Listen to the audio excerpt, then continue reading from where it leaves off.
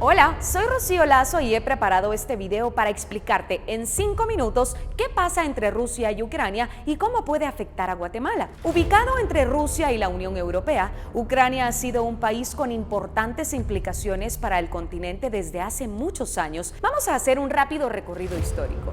Este es un territorio que ha pasado por manos polacas, otomanas, austríacas y rusas.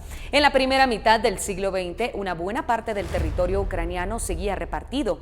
La parte oriental pasó a llamarse República Socialista Soviética y la occidental estaba bajo dominio polaco. Después de la Segunda Guerra Mundial, también pasó a formar parte de la República Socialista Soviética de Ucrania.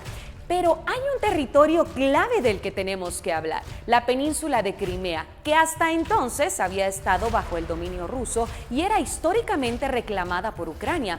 No fue sino hasta el año 1954 que pasó de manos rusas a ucranianas y años más tarde sería un detonante de conflictos. Hablaremos más adelante de esto, pero ya te puse en contexto.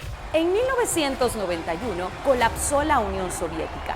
Fue entonces cuando Ucrania se consolidó como un país independiente.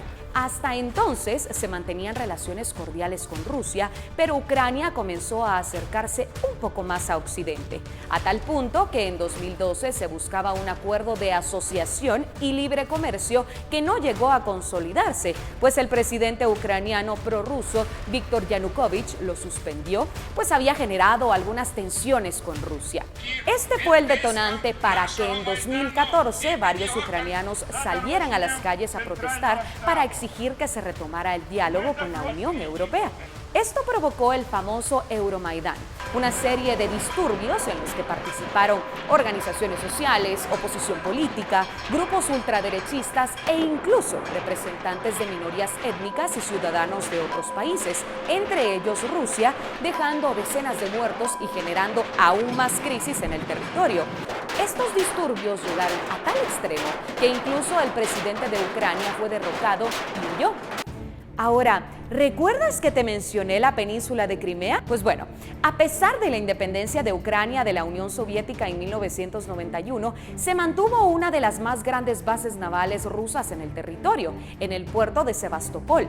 Entonces, al momento en que se independizó Ucrania, Rusia pagaba una tasa anual a Kiev, la capital de Ucrania, por el uso de esta base naval. Algo que no necesitaba hacer si lograba que Crimea fuera suya de nuevo, ¿cierto? Así que volvemos al 2014, porque ese mismo año los rusos tomaron varias instituciones de esta península, izaron la bandera rusa y convocaron a un referéndum de independencia.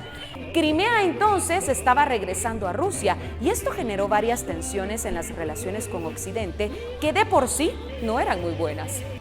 Del Euromaidán a la guerra de Donbass. Días después de lo ocurrido en Crimea y como reacción al Euromaidán, se produjo una escalada que desembocó en un conflicto armado entre las fuerzas prorrusas y el ejército ucraniano en la región conocida como el Donbass, que está ubicada al sureste de Ucrania y está conformada por Donetsk y Lugansk. Estamos hablando de dos territorios tradicionalmente ocupados por grupos separatistas, quienes respaldados por Rusia rompieron el control del gobierno ucraniano y se autoproclamaron repúblicas independientes. Algo muy importante, no habían tenido un reconocimiento internacional sino hasta febrero de este año, cuando el presidente de Rusia, Vladimir Putin, firmó el decreto en el que otorgaba reconocimiento a Donetsk y Lugansk como estados independientes de Ucrania. ¿Un movimiento estratégico? De hecho, Occidente teme que esto sirva de pretexto a Rusia para invadir ambos territorios con la excusa de defender a la población rusófona que se encuentra en ellos. Ahora la pregunta que queda en el ambiente es, ¿qué está pasando hoy? Se han registrado ya los primeros bombardeos en las bases militares y aeródromos en Ucrania por parte de Rusia, que han dejado a más de 40 soldados ucranianos muertos. Putin aseguró que los ataques de su ejército solo tendrían por objetivo posiciones e instalaciones militares. nunca civiles.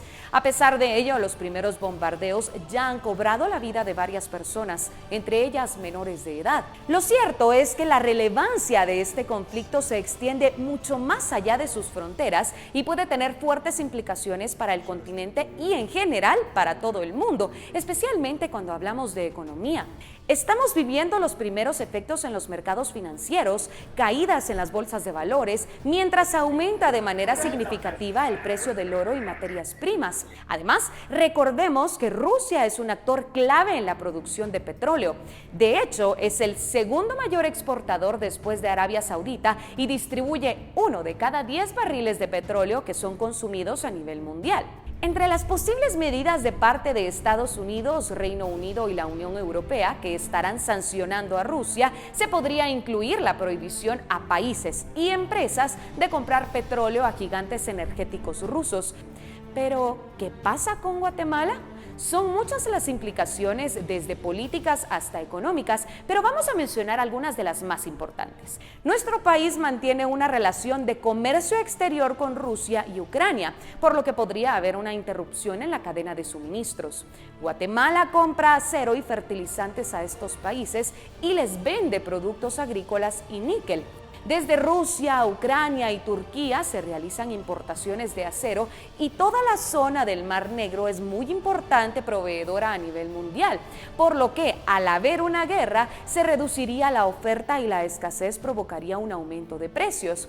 En un escenario de conflicto, Estados Unidos estaría expulsando a Rusia de los mecanismos de pago y cualquier exportador e importador guatemalteco que negocia con ese país no tendría la certeza de recibir las liquidaciones. Y por supuesto, no podemos dejar de lado el alza importante en el precio de los combustibles, productos de la canasta básica y la materia prima para los diferentes sectores de producción, lo que al final se traduce en un golpe para el bolsillo de los guatemaltecos.